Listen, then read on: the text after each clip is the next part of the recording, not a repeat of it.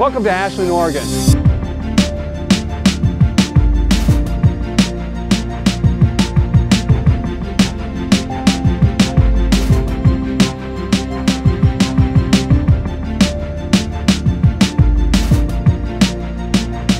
We're going to take a look inside and talk to Craig Bramscher, President and CEO of Brammo. Come on. Oh yeah, that's me. Ground zero.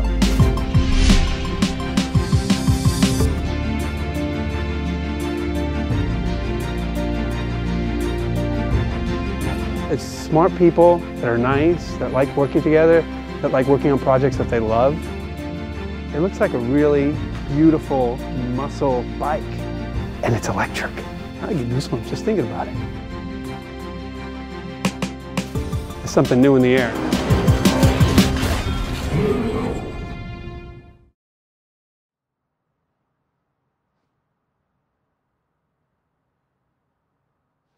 Hi, Craig. Rick Negron, nice to meet you. Nice to meet you. Have a seat. Thank you. Welcome to Ashland, Oregon, home of Brammo. My name is Rick Negron, and I'm here with President and CEO Craig Bramscher. How you doing, Craig? Great. Thanks for being here. So what would you like to say to the diehard Brammo fans out there right now? Well, you know, it obviously starts with thank you. Thank you for telling us what you want. Thank you for your patience. You know, good things are worth waiting for. I really believe that what we've done, when you look at the time it took and how much resource and how fast we've done it, from our side, it feels like, it just happened like that because it's gone so quickly. But when you're waiting for a cool product, it's like, okay, how come I don't have it yet? And so I think that we want to make sure that the customers understand that we do care what they think, and we're listening, and we're moving as fast as we can, and we think that the level of the product is going to make them very happy and that it's going to be well worth the wait. We didn't want to just do a press release and say, here's the new features. We'd like to talk to them just like they've talked to us, and that's why we're doing this. We want to connect with our customers. We want to know what they think. We want to know what they aspire to. We want to know what the future of motorcycling is through their eyes. We want to hear that. That's why we're so active in social media. That's why you can Twitter me, you can email me, you can get a hold of me if you've got something to say. I'm ready to listen. Certain amount of time in the day, but we burn the hours to make it happen. So essentially I want to shake every customer's hand and say thanks for listening, thanks for staying in tune with Brammo, thanks for being patient.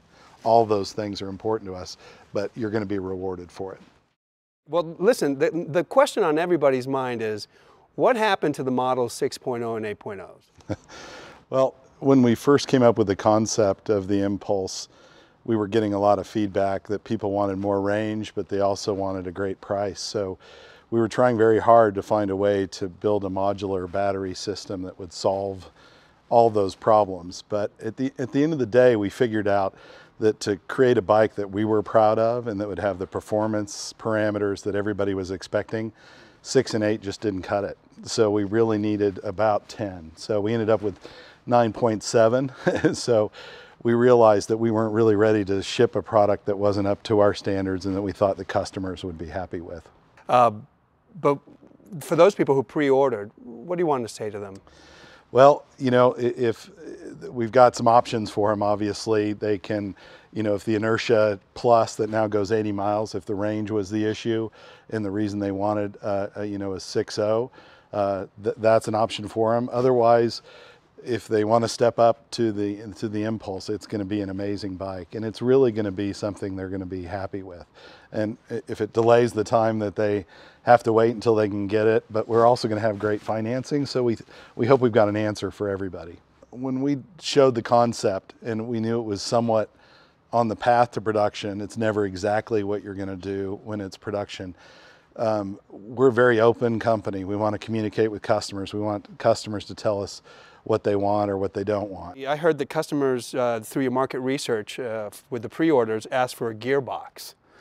Why were they asking for a gearbox? Well, I think at the end of the day, we moved from the Inertia to the Impulse. We moved from an aspirational customer or an early rider to the people that have had multiple bikes. They've had Ducatis, they've had Harleys, and they're looking for what's new, you know.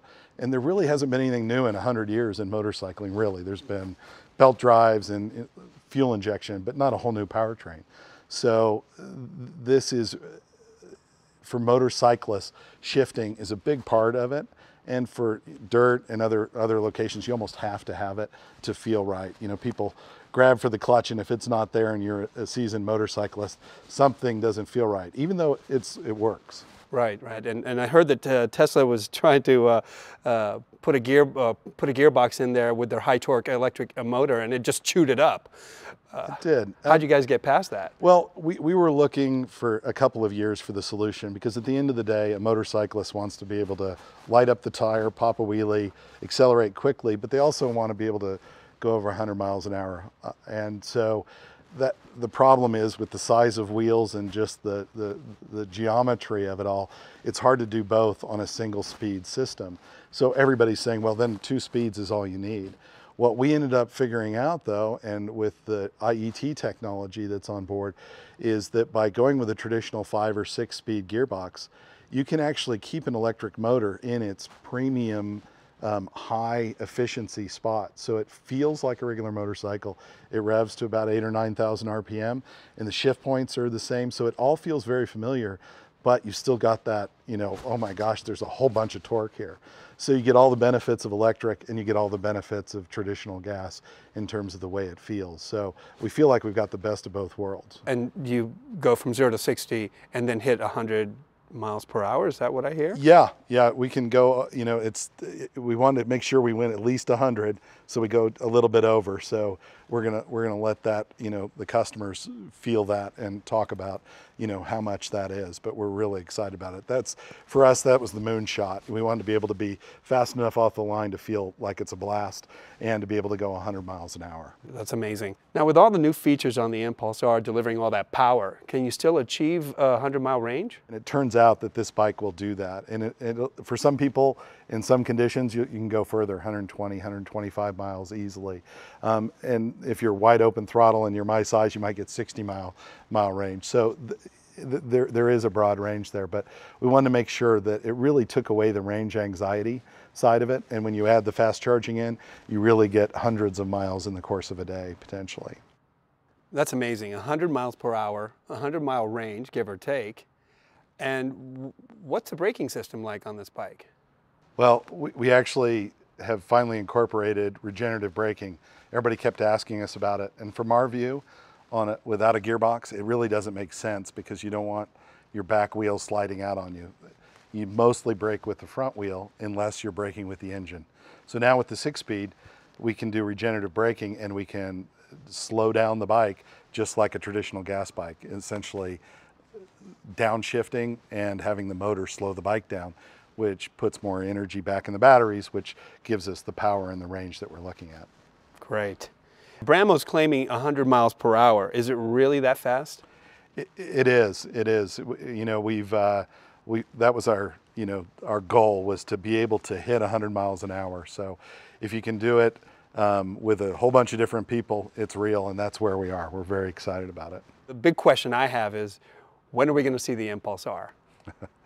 The Impulse R we're going to release on May 8th in Los Angeles. We're going to have a nice little party to celebrate, because we feel like we need to. It's a breakthrough. In my view, it's the best electric motorcycle in the world. Wow.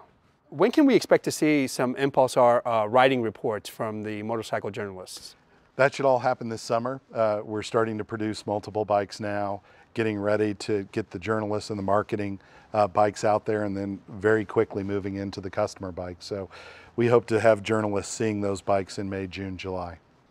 And I'm sure there's some lucky guys around here at Brammo who get to test ride these bikes. But other than those lucky guys, who else has test ridden the Impulse R? Yeah, we've kept it pretty tight. You know, this is a breakthrough product for us on so many levels. So we know people are going to be really surprised and excited with the results of it. So we've been trying to keep it pretty close.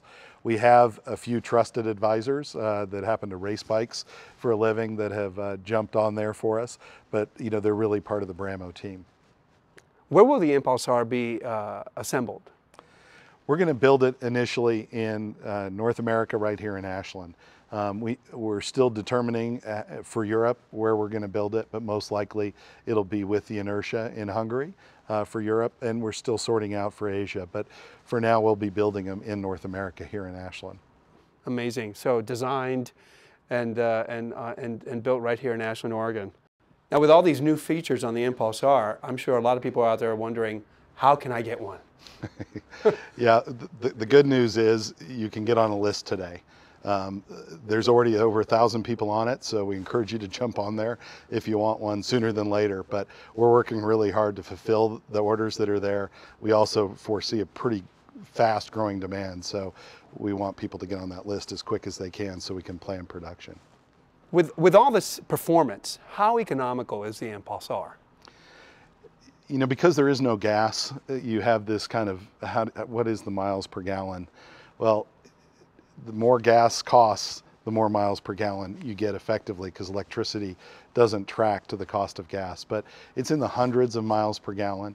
The maintenance is much less than a gas vehicle. And if you can look at the total cost of ownership over a period of time, it's much cheaper than gas.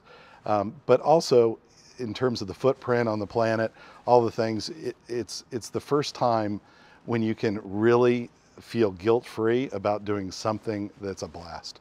You can get on the bike and ride the daylights out of it, and you don't have to feel guilty. You don't have to say, I'm burning up the Earth's resources, or I shouldn't really be doing this. It's almost like that guiltless pleasure. And I think that's something that drives a lot of people to get on motorcycles anyway. They want to go out and do something that's fun. Even if I'm commuting to work, I want to have fun along the way. And this product lets you do that without any guilt. What will it cost to ride an Impulse R? Well, it depends on the cost of electricity in your area, but you know, it's in the $70 to $100 a year if you ride 15,000 miles. So the cost of electricity is almost insignificant. And if you have a nice boss and you can talk them into a level 2 charger, and by the way, we'll help you with that, it's probably going to be free, you know, in terms of if you're charging at work and pennies at home. So the electricity is almost, you know, no cost. So now we have the 10.0, and actually the 10.0 is now the Impulse R. How do we get there? Yeah, that's really a result of the technology, and the technology changes and improvements that we had were born out of racing. And I think Soichiro Honda is famous for saying, if we're not racing, we're not creating new product. You know, we're not really a company without racing. And I always thought that was an interesting statement, but we're living that and we believe that now. And you see companies like Ferrari, that Formula One technology makes it all the way to the street. We're seeing that's a real thing that happens. So you push the limits in racing that you would never do. You put great riders who will take risks that you don't want consumers to take, right? They're okay with hitting the red button on the bike and getting off of it if something happens. You would never do that for a production product. So people like Shalina and Steve allow us to go beyond what we think the bikes can do. And then we tone that back down and bring it into production. But we go places that we never would have gone without going racing. And I heard that Brammo have some bragging rights right now, huh? Yeah, you know, I mean, last year we were super consistent. We were showing up and we were winning. We were doing great things on the track. And we were really focused on building a product that we could take to production. So as time goes on, we're going to continue to put more effort into the racing program, knowing that we're going to push the envelope of where electric motorcycles can go across the board. So we won the championship last year. That was a lot of fun. It's fun to shake the champagne bottle and do all those things. We expect to do that again. We like that. That's a lot of fun. So, and we have great people like Shalina and Steve that are helping us do that. So we're really excited about it. And it helps with the culture of the company. It helps with bringing in new people that see the race program and say, wait a second, electric racing, really? You know, and so it opens up a lot of doors for customers and for employees. So today we have the Impulse R. Where do you see Brammo in 5, 10 years? Well, we kind of wear out the whiteboards around here. There's a lot of plans and a lot of excitement around where this is all going. And there's a lot of talk of how fast is the battery technology as a driving force in it happen? How quickly does it evolve? And we always see it as it's evolving faster than the industry thinks.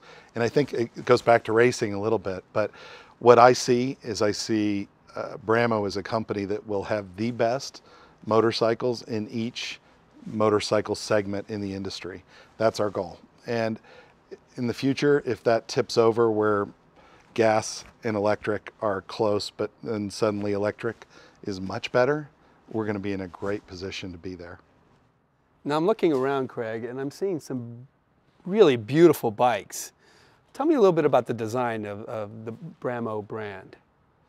Well, the first person I hired in the company and started in the garage was Brian Wisman, and he was a designer. And I'd had a lot of experience with Apple Computer, and I've always believed what they set out, which is it's got to be a beautiful design. The industrial design has to lead. At the end of the day, the features might leapfrog each other, but the better design always wins. At least it does with me, and that's the kind of company we wanted to build. So it's very important. So when you tear a bike apart, it's still beautiful on the inside. That's an important part of it for us. But also, we really focused on the engineering of the product. So we make the batteries, we design the batteries, we have people that design PC boards. Everything that makes this bike uniquely electric and the Brammo powertrain is designed and engineered here. So we design the wheels too. I like to say we don't want to reinvent the wheel of the motorcycle part of the motorcycle, but we're starting to touch on that too. But essentially everything you see on the bike is from a clean sheet of paper that said, okay, motorcycles have been around forever. They're going to have two wheels and a handlebar. But other than that, what else should change? And so that's something that you'll see that's going to evolve a lot from us. The interface of the human-machine interface, the way you react and interact with a motorcycle, the way it interacts with you.